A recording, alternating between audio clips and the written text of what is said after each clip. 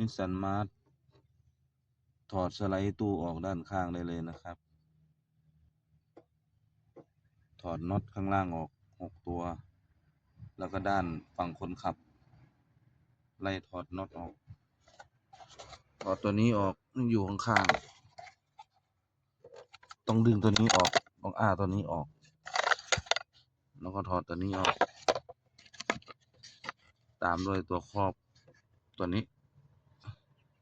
ดึงออก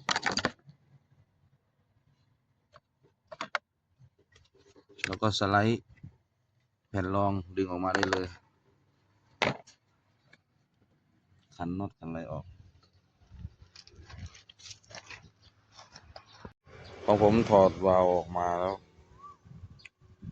น็อตมันเป็นสนิมขาดน็อตขาดครับพยายามหาวิธีเอาออกยากเลยตัดสินใจเปลี่ยนวาล์วเลยจบ